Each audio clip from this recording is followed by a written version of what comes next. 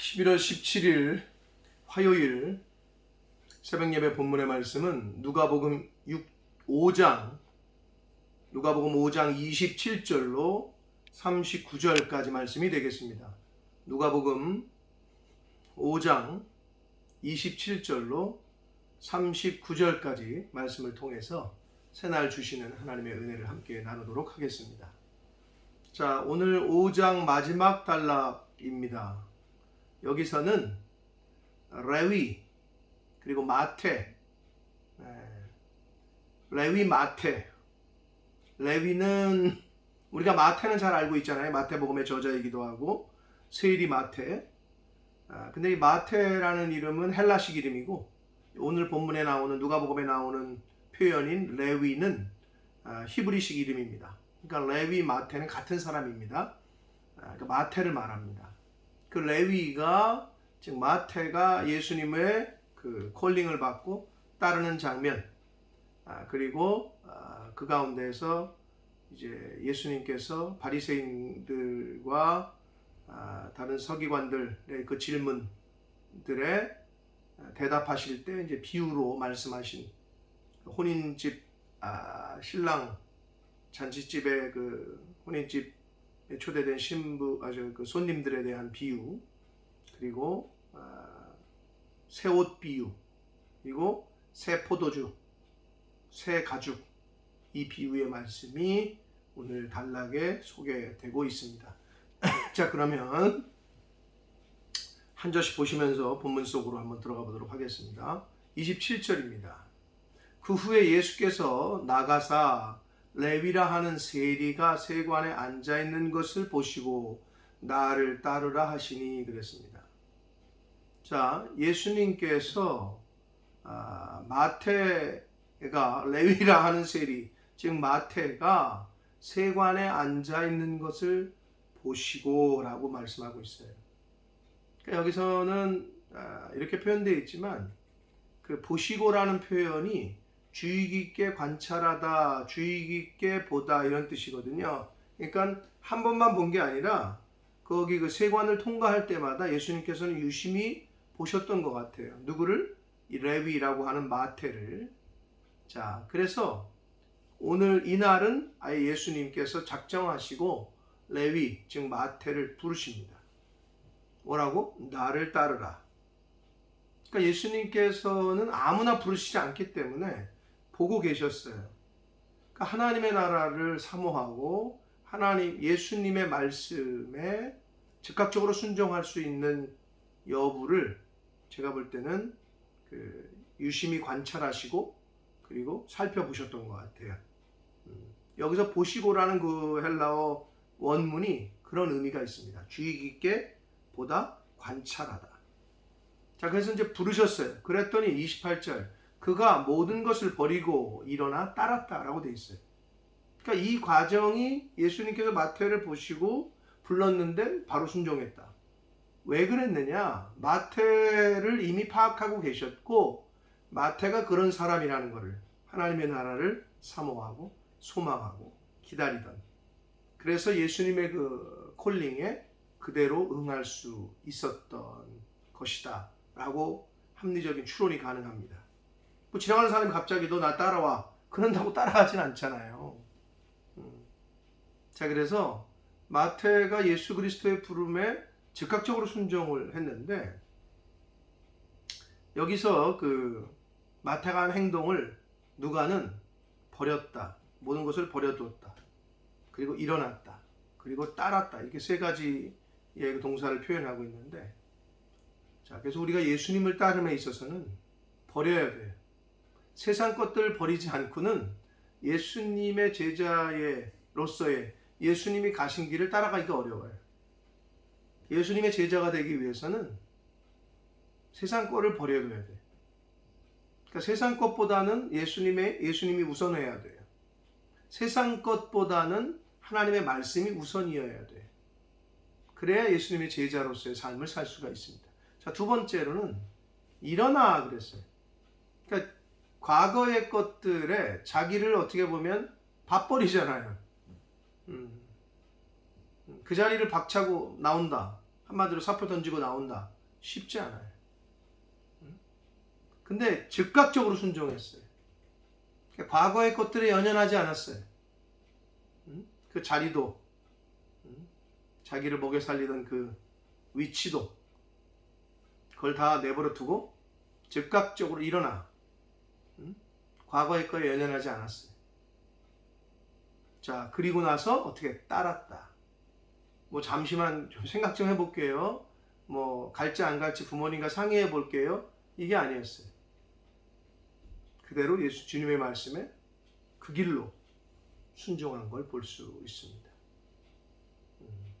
여러분, 우리가 누구에게 말을 해보면 너 나 따라올 거야 말 거야. 그러면 알았어, 바로 할게, 바로 갈게. 또는 고민 좀 해볼게. 그럼 벌써 저 사람의 마음이 어떤지 우리도 짐작이 가잖아요. 그런데 마태의 이런 행동은 예수님을 어떻게 여겼고 예수님과의 관계가 어떠했다라는 것을 미루어 짐작할 수가 있습니다. 29절을 봅니다. 레위가, 즉 마태가 예수를 위하여 자기 집에서 큰 잔치를 하니. 자, 오늘 단락은 마태복음 9장과 마가복음 2장에도 병행 구절로 같이 나오거든요. 오늘 누가복음 5장의 이 단락은. 근데 그 레위 마태를 부르시는 장면. 근데 마태가 예수님을 위해서 자기 집에서 큰 잔치를 벌였다라는 이 부분은 누가복음에만 나와요. 그러니까 누가는 이것을 아주 자세하게 잘 기록했어요. 자, 마태는 예수님에게 콜링을 받았어요. 그래서 모든 걸 버려두고 예수님을 따랐어요. 그런데 예수님을 모시고 가서 자기 집에서 예수님을 위해서 큰 잔치를 벌였다는 거예요. 너무 감사한 거죠. 자기를 그런 하나님의 나라의 일에 또 주님의 제자로 콜링해 주신 거에 그 은혜에 본인은 너무 감사했던 거예요. 그 잔치를 배설을 해요. 그리고 다른 세리와 다른 사람들이 많이 함께 앉아 있었다. 주변 사람들도 친구들도 초청했어요. 어떻게 보면 예수님을 자랑하고도 싶었고 난 이제 예수님의 제자가 됐다. 예수님께서 나를 부르셨다. 뭐 이런 거에 기쁨과 감사 그리고 주변 사람들에게 알리는 그런 시간을 마태는 가졌습니다. 하나님 앞에 그리고 예수님에게 감사의 표현을 지금 하고 있어요. 자, 그러자 30절 바리새인들과 그들의 서기관들이 그 제자들을 비방하여 이르되 너희가 어찌하여 세리와 죄인과 함께 먹고 마시느냐. 자, 당시에 그 세리들은 로마의 어떤 우리 옛날에 그 일제시대 때나 6.25 때 완장찬 거, 그 세리들은 로마 사람들에게 자기들에게 세금을 걷어가지고 그들에게 갖다 주는 어떻게 보면 매국노 취급을 당하고 아주 하등하게 취급을 당했어요. 죄인들과 거의 동등하게 취급을 받는 직업이 세리였어요. 그래서 지금 그렇게 표현한 거예요. 너희가 어찌하여 세리와 죄인들과 함께 먹고 마시냐. 유대인들은 그들과 함께 먹고 마시지 않았거든요. 함께 자리에 앉지도 않았어요. 부정하다고, 죄인이라고. 그러자 예수님께서 그 모습을 보시고 그걸 들으시고 대답하시기를 31절 건강한 자에게는 의사가 쓸데없고 병든 자에게 쓸데있나니 비유를 들어 말씀하십니다. 32절 내가 의인을 부르러 온 것이 아니요 죄인을 불러 회개시키러 왔노라 라고 말씀하세요. 요 의인을 부르러 온 것이 아니라 죄인을 부르러 왔다. 요것도 마태와 마가에는 나오는데 이 회개시키러 왔다라는 요 표현은 누가만 쓰고 있어요. 아주 정확하게. 이 메타노니아라는 요 단어인데 이 회개시키러 왔다라는 이 표현이 마음을 바꾸다 이런 뜻이에요. 그러니까 결국 세상으로 향해 있던 마음을 하나님께로 메시아에게로 바꾸게 하는 일, 하나님께로 마음을 돌려놓는 일, 그것이 회개라는 거예요. 예수님께서 그거를 하시러 왔다라고 말씀합니다. 자, 그러면서 33절 그들이 예수께 말하되 예수의 제자는 자주 금식하며 요한의 제자는 세례 요한의 제자를 말합니다. 자주 금식하며 기도하고 바리새인의 제자들도 또한 그러하되 당신들의 제자들은 먹고 마시기만 합니까? 왜 기름식기도 안 합니까?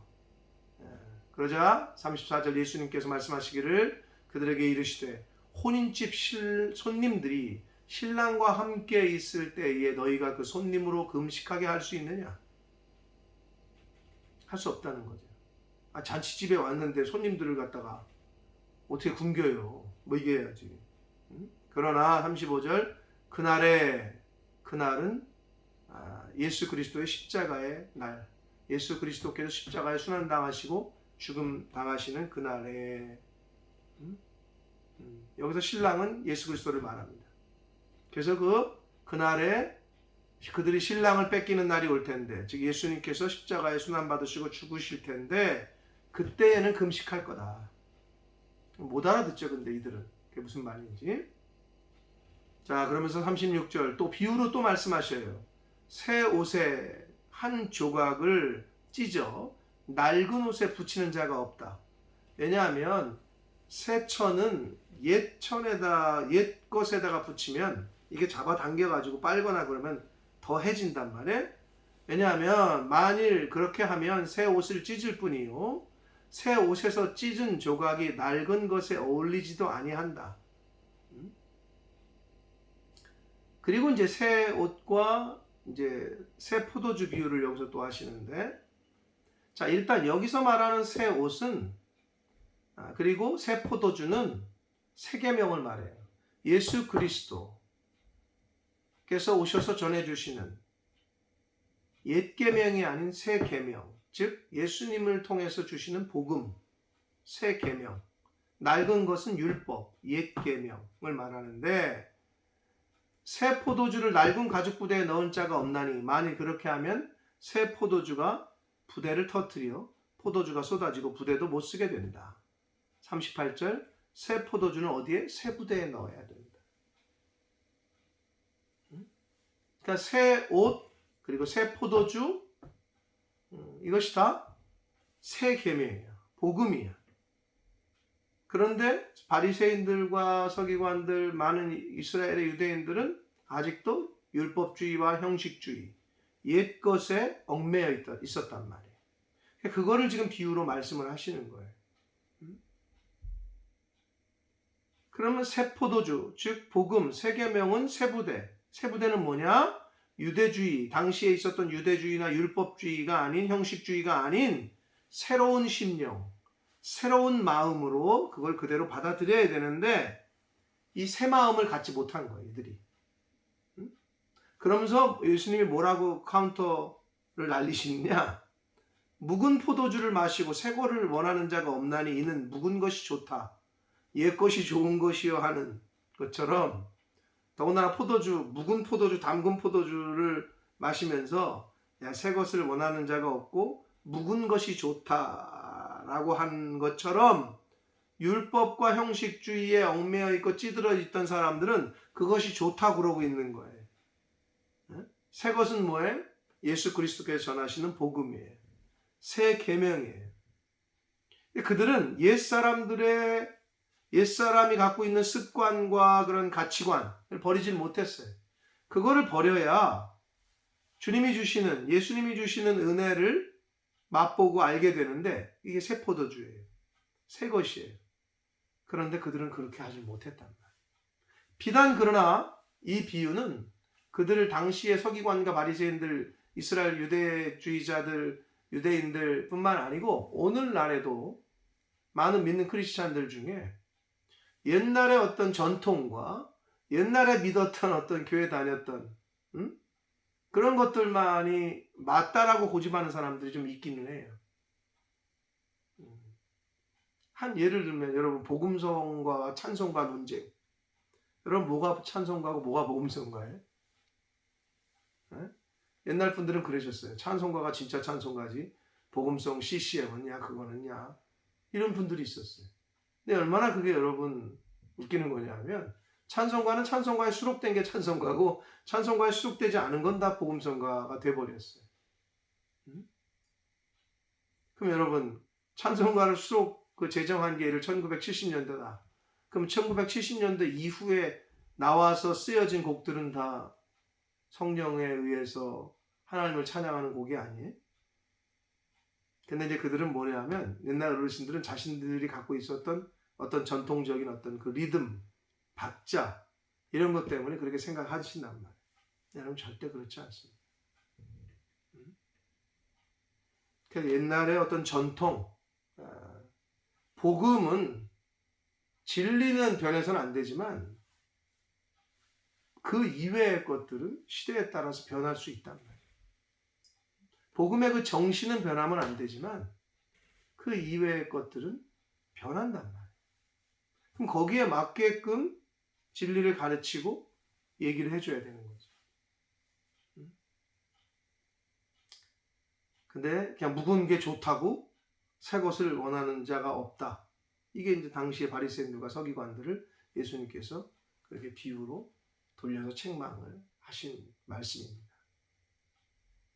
자, 사랑하는 성도 여러분, 먼저 마태를 부르셨던 그 예수님의 콜링에 아주 즉각적으로 순종한 모든 것을 버렸다. 그리고 즉시 일어났다. 그 자리를 과거의 것에 연연하지 않고 그리고 하나님보다 예수님보다 나는 다른 것을 우선순위로 않겠다. 버렸다, 일어났다. 그리고 떠났다, 따랐다. 이것이 제자로서의 모습의 그런 참 모습입니다. 그러므로 이 세상 것에 연연하지 말고 주님이 가라 하실 때, 감동 주실 때 즉각적으로 순종하는 그런 제자로서의 자세를 갖는 저와 여러분이 되시기를 축복합니다. 그리고 여기 나와 있는 것처럼 새 옷 그리고 새 포도주 이 비유처럼 예수 그리스도께서 전하시는 계명인 새 계명을 받아들여야 되는데 옛날 자기들이 지내왔던 전통과 형식 이게 좋다고 그걸 복음을 받아들이려고 하지 않았던 어리석은 사람들처럼 혹시나 우리가 갖고 있는 진리, 복음의 문제가 아닌 다른 것들, 전통과 형식에 얽매여서 진리를 오히려 전하는데 방해가 되게 하고 복음을 가르치고 전하는데 오히려 방해가 되게 하진 않나. 이런 모습이 있지 않나. 그게 오늘날의 자칫 잘못한 바리새인이요. 오늘날의 또 다른 서기관의 모습일 수도 있습니다. 그러므로 새술은 쇠부대 새로운 심령으로 늘 정직한 영으로 늘 새롭게 해달라고 다윗이 고백했던 것처럼 우리 안에도 늘 새 마음, 새 영으로, 새 노래로 그렇게 하루하루를 시대가 요새 얼마나 많이 바뀌고 있습니까? 그렇게 하나님의 말씀을 담을 수 있는 새로운 영, 정직한 영, 새 마음으로 하나님 말씀을 담고 그리고 잘 전하는 그런 제자된 모습이 될 수 있도록 옛것을 버리지 못하고 옛날의 전통과 형식과 율법에 얽매여 있었던 바리새인들과 서기관들의 모습이 되지 않도록 그렇게 힘쓰고 애쓰는 오늘 하루가 되시고 하나님이 주시는 생명 있는 날 동안에 저와 여러분의 삶이 되기를 예수 그리스도 이름으로 축복합니다. 기도하겠습니다. 살아계신 하나님 아버지, 사람들은 매국노라고 죄인이라고 함께 말도 안 섞었던 세리 마태를 예수님께서는 제자로 부르셨습니다. 아버지, 예수님께서는 마태를 유심히도 자세히도 살펴보셨던 것 같습니다. 그래서 주님의 마음에 합해서 마태를 부르셨습니다. 죄인을 부르러 오셨기에 그렇게 당시에 죄인이라고 손가락질 받던 그 마태를 부르셨습니다. 그랬더니 그 부름에 즉각적으로 순종하고 모든 것을 버리고 주님의 부르심에 순종하고 응답한 그리고 주님의 제자가 된 세리 마태의 모습을 오늘 말씀을 통해 보았습니다. 아버지, 오늘 이 아침에 하루를 새롭게 시작하며 이 말씀을 통해서 주시는 교훈을 저희들 잘 깨닫게 해주시고 세리마태처럼 주님께서 우리를 부르실 때 즉각적으로 순종할 수 있는 은혜를 허락하여 주옵소서. 마음에 감동하실 때 여러 가지 것들을 재거나 염려하거나 하지 말고 성령께서 주시는 마음에 즉각적으로 순종하는 제자된 저희들의 삶이 되기를 아버지 그러한 모습으로 살아가기를 원하오니 주여 은혜 내려 주옵소서. 아버지 새술은 쇠부대에 담으라 하신 것처럼 하나님의 진리의 말씀을 새로운 마음으로 새 영으로 늘 저희 가슴 속에 담을 수 있도록 과거의 형식과 전통과 내 생각에 얽매이지 않게 해주시고 진리의 말씀을 새로운 마음으로 새 영으로 담을 수 있도록 그런 저희들의 모습이 되도록 주여 은혜 내려 주옵소서. 성령 하나님 오늘도 진리의 말씀과 동행하는 한날이 되기를 소원하옵고 예수 그리스도 이름으로 축복하며 기도 올리옵나이다. 아멘.